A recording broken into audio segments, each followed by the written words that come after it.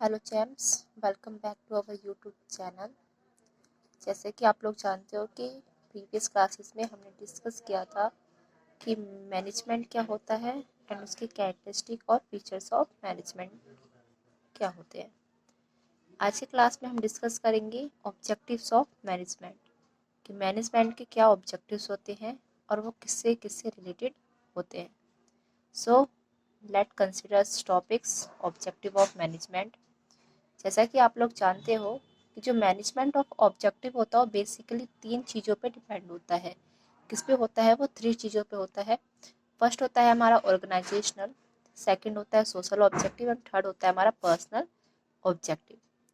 अगर हम बात करते हैं ऑर्गेनाइजेशन की, तो ऑर्गेनाइजेशन कैसे होता है? मैनेजमेंट जो होता है वो ऑर्गेनाइजेशन भी फॉलो करता है, आइदर वो बिग हो या स्मॉल हो।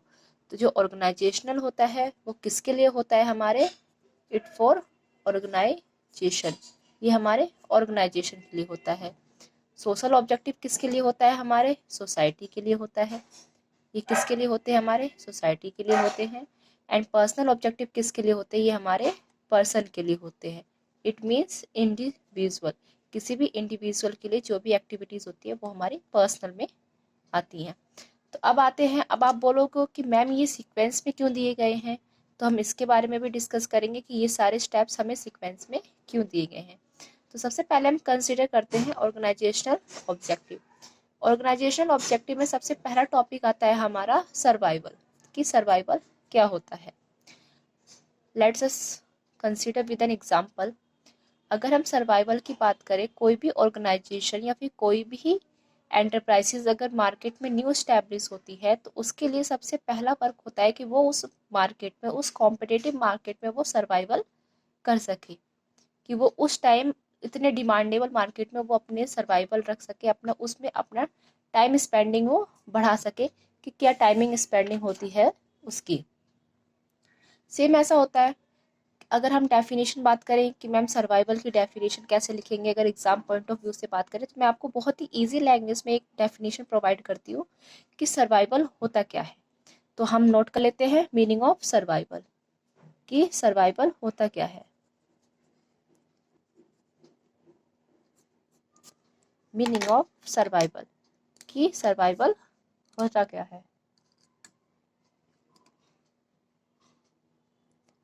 तो लिखते हैं, the basic purpose of every organisation, the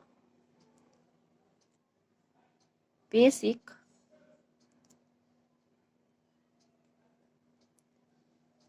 purpose of every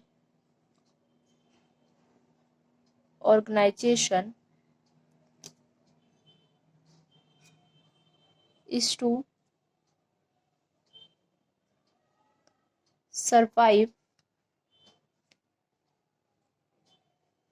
in the competitive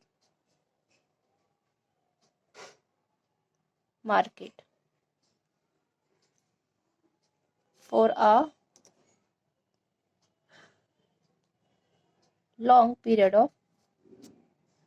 a long period of time, and it is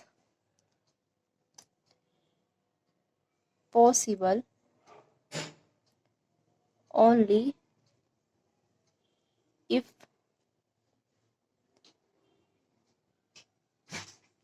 they cover its cost। Okay, अब हम समझते हैं कि इसके कहने का क्या मतलब है। सर्वाइवल का मतलब होता है कि the basic purpose of every organization to survive in the competitive market for a long period of time, and it is possible only if they cover its cost। It means, अगर हम example लेके समझते हैं बेटा, कि अगर उसने हमसे बोला कि जो ऑर्गेनाइजेशन इस्टेब्लिश हुई है उसका जो कॉस्ट ऑफ प्रोडक्शन आया है वो 1 लाख रुपीज़ आया है, कि उसने 1 लाख रुपीज़ में अपने कॉस्ट ऑफ प्रोडक्शन को किया है।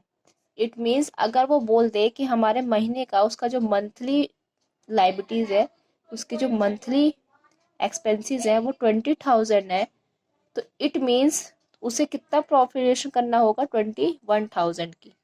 तो अगर वो ये चीज़ करता है तो वो सरवाइव कर सकता है मार्केट में, वो कर भी लेगा। बट अगर वो लेस देन 20,000, अगर वो 19,000 ही अपने कॉस्ट ऑफ प्रोडक्शन के थ्रू निकाल पा रहा है तो वो इस कॉम्पिटेटिव मार्केट में सरवाइव नहीं कर पाएगा। ओके, नेक्स्ट आता है हमारा प्रॉफिट। प्रॉफिट क्या होता है? किसी भी ऑर्गेनाइजेशन को सरवाइव करने के लिए पहले तो उससे कॉस्ट ऑफ प्रोडक्शन निकालना होगा।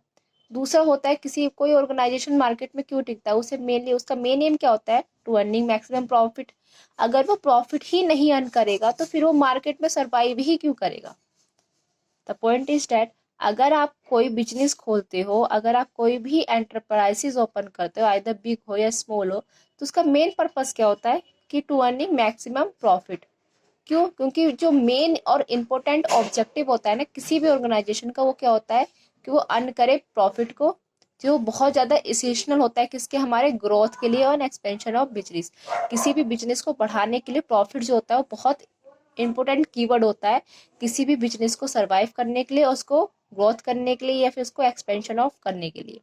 तो ये सब क्या था, हमारे ऑर्गेनाइजेशनल का पार्ट था। अब आते हैं हम सोशल। सोशल में क्या था, हमारा ऑब्जेक्टिव था जो किससे रिलेटेड होता है, हमारे सोसाइटी से रिलेटेड होता है। तो फर्स्ट आता है उसमें क्वालिटी प्रोडक्ट। क्वालिटी प्रोडक्ट हम कैसे बात कर सकते हैं कि इसमें क्वालिटी प्रोडक्ट होना चाहिए। भाई अगर आप एग्जांपल के थ्रू समझते हैं, अगर आप कस्टमर हैं और कस्टमर के थ्रू अगर आप लेने जाते हो तो आपको बेस्ट क्वालिटी ऑफ प्रोडक्ट चाहिए होता है, ठीक है ना। आप अगर मार्केट में कोई भी सामान को परचेज करते हो, किसी भी चीज़ को परचेज करते हो, तो आपको क्या एक्सपेक्टेशन होती है कि we are buying a good quality of product, कि हमें एक अच्छा प्रोडक्ट खरीदना है। तो सोसाइटी को क्या चाहिए, क्वालिटी प्रोडक्ट चाहिए विद रीजनेबल प्राइस चाहिए। अगर आप लोगों को याद हो तो हमने प्रीवियस क्लास में डिस्कस किया था कि जो मैनेजमेंट होता है वो इफेक्टिव भी होता है और इफेक्टिवनेस भी होता है। इट मीन्स वो लेस कॉस्ट में मोर प्रोडक्शन को प्रोड्यूस करता है। अगर वो लेस कॉस्ट में मोर प्रोडक्शन प्रोड्यूस कर सकता है, इट मीन्स वो रीजनेबल प्राइस में हमें प्रोवाइड करेगा। बट अगर वो हायर कॉस्ट में हायर प्रोडक्शन प्रोड्यूस कर रहा है तो वो लॉस तो सफरिंग नहीं करेगा। तो हमें क्या करना करेगा, वो रीजनेबल प्राइस में ना देके हमें उसका प्राइस क्या कर देगा, वो इंक्रीज कर देगा। तो ये हमेशा याद रखना बेटा कि अगर हमारा कॉस्ट ऑफ प्रोडक्शन, अगर हमारा कॉस्ट ऑफ प्रोडक्शन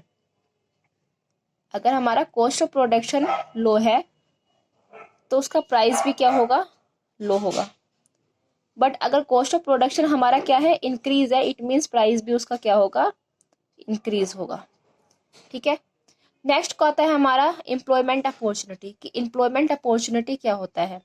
अगर हम एम्प्लॉयमेंट अपॉर्चुनिटी की बात करें तो अगर सोसाइटी को लगता है कि आप रीजनेबल प्राइस में दे रहे हो, good quality of product provide कर रहे हो, तो उसे भी लगता है कि हाँ एम्प्लॉयमेंट को अपॉर्चुनिटी देनी चाहिए कि वो भी इस चीज़ को आगे प्रेफर करे, वो भी इस चीज़ को आगे कमिंग करे। नेक्स्ट आता है आपका इकोनॉमिक वेल्थ। हमें प्रोडक्शन के साथ ये भी देखना पड़ता है कि जो इकोनॉमिक वेल्थ है उससे उसमें कोई भी हार्मफुल इफेक्ट नहीं पड़ना चाहिए। इकोनॉमिक हेल्थ में कैसे बोल सकते हैं हम कि जो इकोनॉमिक की जीडीपी है वो ऑलवेज इंक्रीज होना चाहिए, उसके कॉस्ट ऑफ प्रोडक्शन पे उसका कोई इम्प्लीमेंट नहीं होना चाहिए। Education and health of person and vocational training program, इसका मतलब क्या होता है बेटा, ये बहुत ही इंपॉर्टेंट कीवर्ड है हमारे सोशल ऑब्जेक्टिव का। बिकॉज ये बहुत इसी जब आप केस स्टडी में पढ़ोगे तो इससे रिलेटेड केस स्टडी जरूर आती है in exam point of view से। वोकेशनल ट्रेनिंग का मतलब ये होता है अगर आप सोसाइटी को अच्छी चीज़ें प्रोवाइड कर रहे हो, अच्छा इन्वायरमेंट प्रोवाइड कर रहे हो, रीजनेबल प्राइस में कर रहे हो, good quality of product provide कर रहे हो, तो वो भी अपने चाइल्ड को प्रेफर करती है कि आप वोकेशनल ट्रेनिंग प्रोग्राम लो, उस ऑर्गेनाइजेशन में जाके उससे कुछ सीख के आओ। तो इससे क्या होता है कि हमारे एम्प्लॉयमेंट अपॉर्चुनिटी को भी बहुत ज़्यादा इंक्रीमेंट मिलती है। नेक्स्ट आता है हमारा eco friendly method of production. भाई अगर हम सोसाइटी के लिए कुछ भी करते हैं तो सबसे मेन और बेसिक ऑब्जेक्टिव होता है कि वो इको फ्रेंडली मेथड को यूज़ करे for the cost of production या फॉर प्रोडक्शन यूनिट के लिए। क्यों ऐसा कोई भी प्रोडक्शन मेथड ना यूज़ करे जिससे कि उसका हार्मफुल इफेक्ट किस पे जाए, हमारे सोसाइटी पे जाए। इट मीन्स हमारे एनवायरनमेंट को कोई भी हार्मफुल इफेक्ट नहीं होना चाहिए। नेक्स्ट आता है हमारा पर्सनल ऑब्जेक्टिव। पर्सनल ऑब्जेक्टिव किसके लिए होता है, हमारे पर्सन के लिए होता है या फिर किसी भी इंडिविजुअल के लिए होता है। पर्सनल ऑब्जेक्टिव में सबसे पहला स्टेप कौन सा आता है हमारा, एक्यूरेट सैलरी। एक्यूरेट सैलरी का क्या मतलब होता है, अगर आप किसी भी ऑर्गेनाइजेशन में बेटा काम कर रहे हो एज अ एम्प्लॉयज, ठीक है। तो आप उससे क्या एक्सेप्टेशन रखते हो अपने बॉस से कि हमें एक एक्यूरेट या एडुकेट अमाउंट में सैलरी प्रोवाइड की जाए, जिससे आप अपना बेसिक सर्वाइवल होता है उसे आप आराम से सफिशेंट हैंडल कर सको, या फिर आराम से आप बेसिक नीड्स को अपने फुलफिल कर सको। तो एडुकेट सैलरी फर्स्ट स्टेप होता है किसी भी इंडिविजुअल के लिए। सेकंड आता है good working condition. It means वो एम्प्लॉयज क्या एक्सेप्ट करता है अपने ऑर्गेनाइजेशन को कि हाँ उसे ऐसा वर्किंग ऑफ कंडीशन मिले कि जहाँ पर वर्किंग कंडीशन बहुत सही हो, बैड वर्किंग कंडीशन नहीं हो। थर्ड स्टेप आता है हमारा peer recognition. Peer recognition it is very important for the exam point of view. कैसे है एग्जाम पॉइंट ऑफ व्यू से वेरी इंपॉर्टेंट, मैं आपको बताती हूँ। पीयर रिकॉग्नाइजेशन का मतलब होता है कि अगर आप सपोर्ट करो फॉर एग्जाम्पल कि आप किसी ऑर्गेनाइजेशन में हैज अ एम्प्लॉयज आप वर्क कर रहे हो और आपको एक प्रोजेक्ट दिया गया है कि आपको वो प्रोजेक्ट विद इन 5 मिनट्स, मतलब 5 डेज में कंप्लीट करना है। आपको वो प्रोजेक्ट, वो नंबर ऑफ प्रोजेक्ट जो है वो आपको कितने करना है, 5 डेज में आपको कंप्लीट करना है।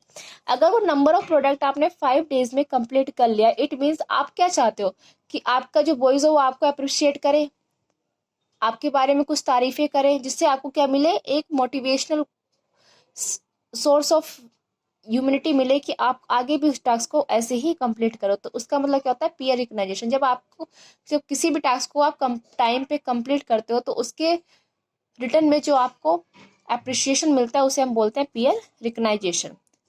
फोर्थ आता है हमारा training and development. Training and development क्या होता है, जैसे आप किसी भी एम्प्लॉयज को अगर देखोगे तो ऑर्गेनाइजेशन जो होता है उससे वर्क करवाते हैं related to staff, related to number of departments, जो भी उनको यूनिट प्रोवाइड की जाती है। अगर ट्रेनिंग एंड डेवलपमेंट में अगर वो एम्प्लॉय सेम ही यूनिट को प्रोड्यूस कर रहा है और सेम ही टास्क को कर रहा है रिपीट एंड रिपीट, तो इससे क्या होता है, हमारे ऑर्गेनाइजेशन का ग्रोथ तो हो सकता है लेकिन उस एम्प्लॉयज का ग्रोथ नहीं हो पाएगा। एम्प्लॉयज का ग्रोथ कब होगा, जैसे ही जैसे चेंजेस आते हैं हमारे इन्वायरमेंट में, वैसी वैसी चेंजेस एम्प्लॉयज भी अपने way of talking, way of education में लाए, way of completing the task में लाए। और ये सब कब पॉसिबल है, जब हमारा जो ऑर्गेनाइजेशन होगा उस एम्प्लॉयज को टाइमली टू टाइमली ट्रेनिंग में भेजेगा और ट्रेनिंग सेशन को अटेंड करवाएगा।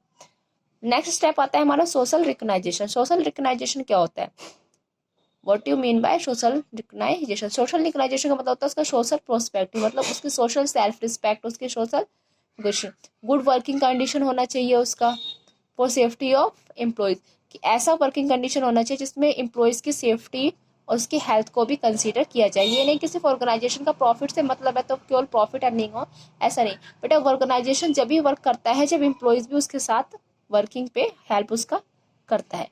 ठीक है, तो ये था हमारा पूरा ओवरऑल ऑब्जेक्टिव ऑफ मैनेजमेंट। एक बार हम समराइज वे में इस चीज़ को कंसिडर कर लेते हैं कि ऑर्गेनाइजेशन क्या होते हैं, ऑब्जेक्टिव क्या होते हैं। ऑब्जेक्टिव ऑफ ऑर्गेनाइजेशन में 3 आते हैं। पहला आता है हमारा ऑर्गेनाइजेशनल ऑब्जेक्टिव, दूसरा आता है हमारा सोशल ऑब्जेक्टिव जो सोसाइटी के लिए होता है, तीसरा आता है हमारा पर्सनल ऑब्जेक्टिव जो हमारे पर्सन्स के लिए होता है। तो इस वीडियो में इतना ही। नेक्स्ट वीडियो में हम आपको आगे बताएंगे कि फंक्शंस ऑफ मैनेजमेंट, कि मैनेजमेंट के फंक्शंस क्या होते हैं एंड उसके क्या क्या रोल होते हैं, and exam point of view में उसमें क्या क्या कीवर्ड्स आती हैं। Okay, thank you for watching this video guys. अगर आपको ये वीडियो पसंद आती है तो please like share and subscribe करना ना भूलें। बेल आइकन को जरूर प्रेस कर लें जिससे कि मैं आपको नई वीडियो ऐसी प्रोवाइड करूँ तो आपके पास नोटिफिकेशन आती रही। Thank you so much.